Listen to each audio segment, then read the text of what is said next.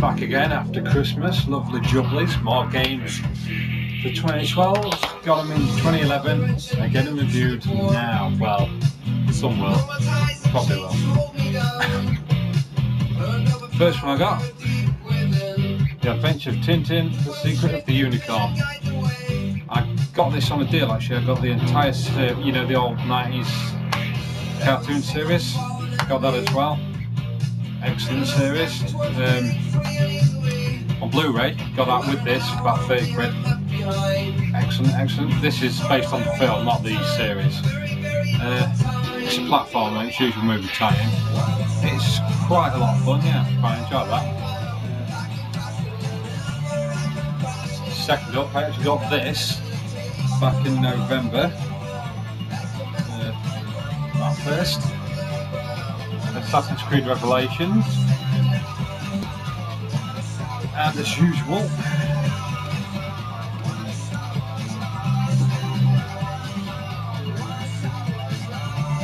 got the special edition. I can open it without destroying it. Should have probably done this earlier, really.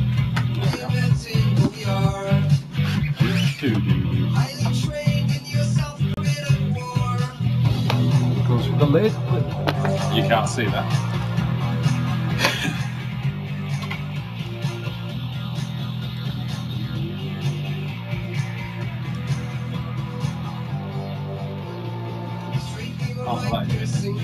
Anyway, yeah, you get a 3D effect, which you probably can't see on their case. Bit dusty, so we'll keep it. Well, obviously you get the game. Excellent game, because everyone knows I love Assassin's Creed. You also get the soundtrack. It's not really the soundtrack though, because the soundtrack was exclusive to GameStop in America. So this is just the best of soundtrack of Assassin's Creed 1 and 2. For some reason Brotherhood's not on there. Everyone knows what Assassin's Creed is by now. You assassinate people in history. Anyway, it's a really good game. It's better than Brotherhood. Brotherhood was a bit of a letdown really, but anyway, yeah. So you get the game. You get the Assassin's Creed Embers. Short movie. It's about half an hour long. Really good that. It shows the final days of Ezio Auditore di Firenze. And you also get the Assassin's Creed Encyclopedia, which, as you can imagine, it's got it's got artwork and the history of Assassin's Creed, the Templar Order, the Animus, Fall of Montevideo, Rome, Arabic Constantine, Sophia Sartor, Prince Suleiman, that kind of stuff. It's basically an encyclopedia, like I said. So anyway, that's an excellent collector's edition. Absolutely love it, but it would be. It's Assassin's Creed. I could have just got the special edition like Dan Wilkinson. Shout out to Jesus there, or Boo Boo as he's also known. He calls me Yogi, you see, so he says I've got Yogi swagger. So yeah, that's Assassin's Creed. Next, this Cabela's Dangerous Hunts 2011. That was from Pam in America. Shout out there to Pam. It also comes with some red filter glasses for the hunter sensibility in the game. You can use it with Move, which I've got somewhere. Yeah. Move wand. Yeah, Move wand. Abracadabra, just like that. Bit of Tommy Cooper for you. You can also use the sharpshooter, but I've not got that yet. But I will do. Yeah, so it's a hunting game. You play the son of, I was going to say the dad, but that makes sense, doesn't it? Who was a hunter, and you basically go around the world hunting stuff, animals. Although it's different to the rest of them. The rest of them are like on hunting reserves and stuff, and Usually you're hunting the animals, but this time it feels like they're hunting you, which is why I guess it's called Cabela's Dangerous Hunts 2011. Check out the Cavalier Musketeer, whatever, that's what I'm calling it. Need this furniture. So yeah, you've got that, and it's quite fun. It's more like an action FPS against animals rather than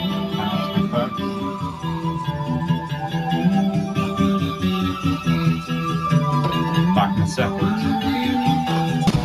There we go, back, fed and watered. Right, where was I? Next up, Champion Jockey, G1 Jockey and Gallop Racer. It's a horse racing game. Don't ask. It was cheap. Yeah, basically you start off your horse racing career at the bottom of the pile and work your way up. It's smooth compatible as well, so if you're really sad, which I'm not, so I don't use Move with it, although I still buy it, so maybe a little sad.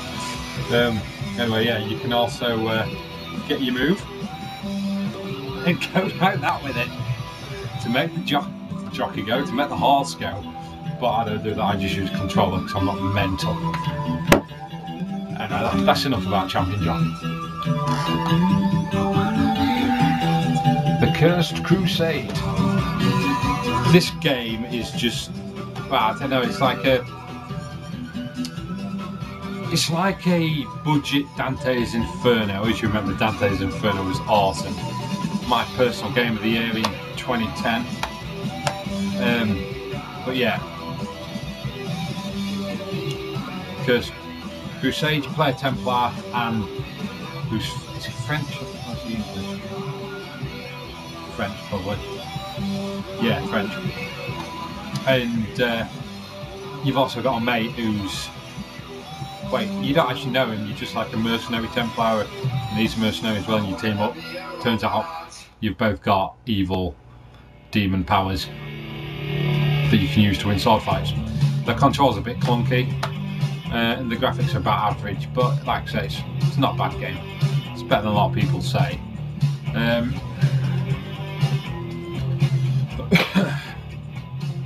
But yeah, it was cheap. It's not a bad game. Paid about 15 quid, so you know, happy days.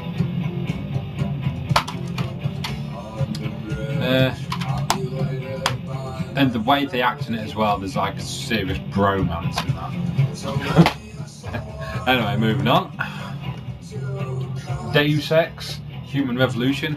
That's Deus Ex, not as Crossy calls it, Juice Ex. Limited edition as well. I don't know if you can see there. Limited edition, yeah. Which gives you the Explosive Mission Pack as a downloadable thing as well. Basically, you play. Well, it's a prequel to Deus Ex 1 and 2 on the PC from years ago, like about 10 years ago now, I think. And you play that guy, I can't remember his name off the top of my head, Adam Jensen, that's it. You're basically in a fight and the bomb goes off and you're basically rebuilt with inbuilt cybernetics and stuff. What is it they call it? Augmented. That's it. So you've got like computer bits in you to keep you alive and stuff like that and give you extra superpowers. And this is a prequel to those, where the world's just starting to accept augmented people. Not the whole world, there's still terrorist factions trying to blow stuff up. Hence why a bomb goes off. But yeah, what do you get extra with the limited edition? Tom's Rescue Mission, a linebacker G87 MSGL grenade launcher, You Are Dead, remote detonated explosive device, and an automatic unlocking device so that you don't have to bother lock picking and stuff like that. It's a new game, it's quite good as well. I need to play it a little more, but you can. The good about this is it's FPS, but you don't have to play it FPS.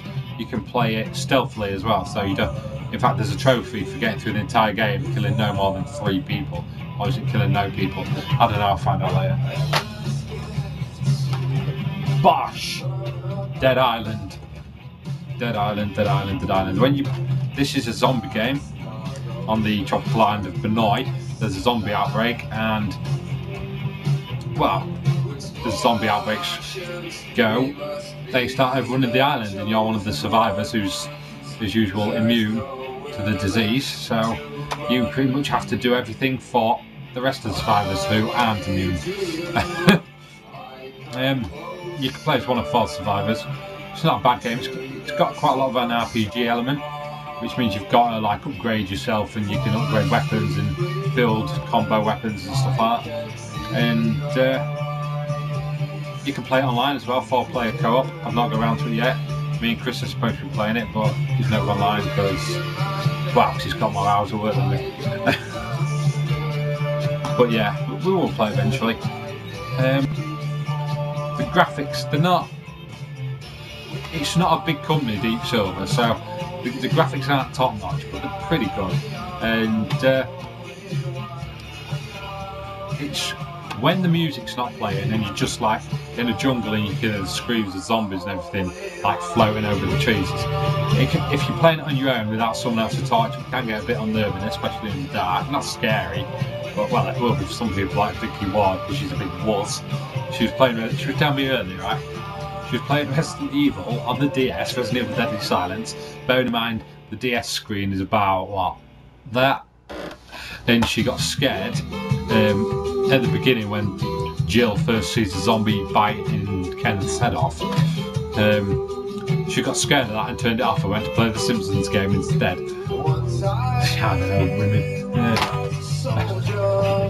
I'll give her a tag in this so she'll see. Anyway, moving on.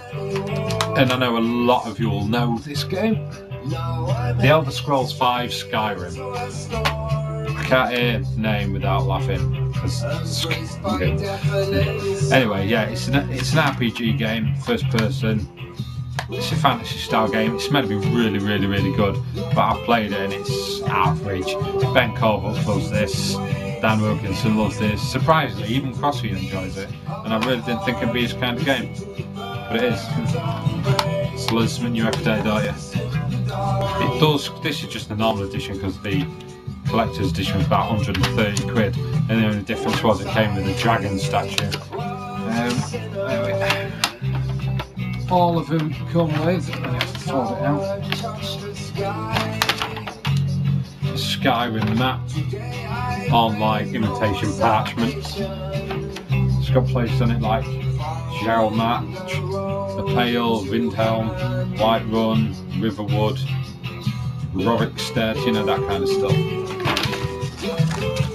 But you know, you can get different weapons, single, double, single hand, double hand, throwing, bows and arrows, that kind of stuff. You basically defeat dragons, join guilds, you know, stuff like that. I can't bother talking about that anymore. It's alright, but it's not as good as a lot of people make out. It's very glitchy as well, so, you know, what do they know? Well, that was going to be all the videos I'll do for this one, but I tried to make them about 20 minutes long. It's only on 30.5 minutes, so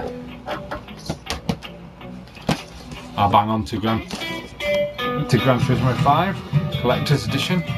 Everyone's played Gran Turismo, well, not everyone, but it's a racing game. The graphics on it are immensely excellent. You can, on this one, you can kart and stuff like that. Oh, there we are. Collector's Edition comes with like some art cards, and it comes with the Gran Turismo exclusive magazine Apex, which is quite thick for a magazine, I suppose. It's just got stuff in it about cars and stuff. Yeah, I just like playing a racing game. In the game you just race, you can do like arcade, Gran Turismo mode, championships. You've got to earn licenses before you can play, before you can race, sorry, in the championships. There's like NASCAR as well, there's karting. You can race like really, really old cars, really, really new concept cars, you know, it's just stuff like that really. I ain't trying to put this one back in the channel. And but there we go. Yes, so that's it for this video. I've still got 5 minutes left, but I should just stuff it out. Green Lantern Rise of the Manhunters, starring Ryan Reynolds. Now, a lot of people go, oh, it's a movie tie-in game, that means it's rubbish. Well, the movie wasn't great, but you know, it wasn't bad. And the game is not a movie tie-in because it's a completely new story. It comes across as being set after the film, where Ryan Reynolds playing Hal Jordan is, you know, the events of the first movie have happened, blah blah blah, and he's still learning his ring, getting used to the car and everything. And the Manhunters, who were the galactic peacekeepers before the Guardians created the Green Lantern car, they've decided, tough, we want to take over the universe.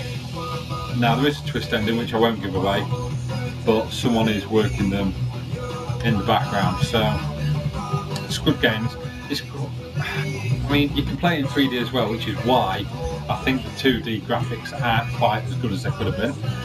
But for a movie, we'll call it a movie tie-in game just for ease. Yeah, so for a movie tie-in, it's got pretty good graphics, and the gameplay's kind of, it's quite a fun hack and slash game, like Dante's Inferno, Cursed Crusade, that kind of thing. Not like God of War, because that's rubbish. And you can use you know, get upgrades for like swords from your ring and stuff like that, and hammers and whatnot. But you can also get constructs like rocket launchers, a jet plane, and what other constructs can you get? Spin it, you know, like giant mace, other stuff as well. I can't think from now. I've been playing it so long and I can't remember any of these. A giant mallet, you know, that kind of stuff. Anyway, yeah, so that's all the games for this video. So I will be back later with the rest of the games, which are just down there, which include Uncharted 3 Explorers Edition, House of the Dead, Overkill Extended Club, Jurassic the Hunted, Nat Geo Quiz Wildlife, National Geographic Challenge, Racket Sports, and Rage Anarchy Edition. So I will see you later. So bye for now.